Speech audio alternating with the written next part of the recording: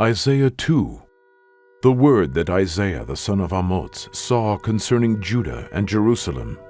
And it shall come to pass in the last days that the mountain of the Lord's house shall be established in the top of the mountains, and shall be exalted above the hills, and all nations shall flow unto it.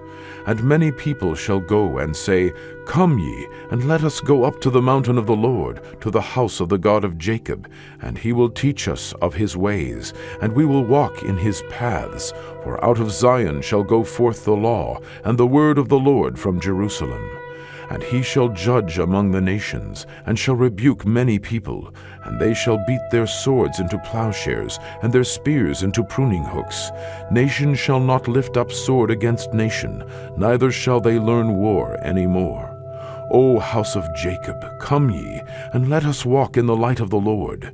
Therefore thou hast forsaken thy people, the house of Jacob, because they be replenished from the east, and are soothsayers like the Philistines, and they please themselves in the children of strangers. Their land also is full of silver and gold, neither is there any end of their treasures. Their land is also full of horses, neither is there any end of their chariots. Their land also is full of idols. They worship the work of their own hands, that which their own fingers have made. And the mean man boweth down, and the great man humbleth himself. Therefore forgive them not. Enter into the rock, and hide thee in the dust, for the fear of the Lord, and for the glory of his majesty. The lofty looks of a man shall be humbled, and the haughtiness of men shall be bowed down, and the Lord alone shall be exalted in that day.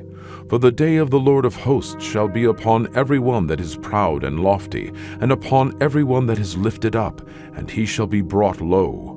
And upon all the cedars of Lebanon that are high and lifted up, and upon all the oaks of Bashan, and upon all the high mountains, and upon all the hills that are lifted up, and upon every high tower, and upon every fenced wall, and upon all the ships of Tarshish, and upon all pleasant pictures.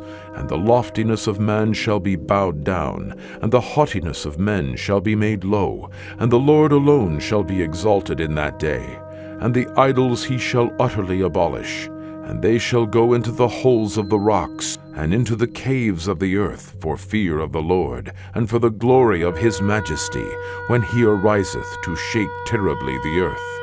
In that day a man shall cast his idols of silver, and his idols of gold, which they made each one for himself to worship, to the moles and to the bats, to go into the clefts of the rocks, and into the tops of the ragged rocks, for fear of the Lord, and for the glory of his majesty, when he ariseth to shake terribly the earth.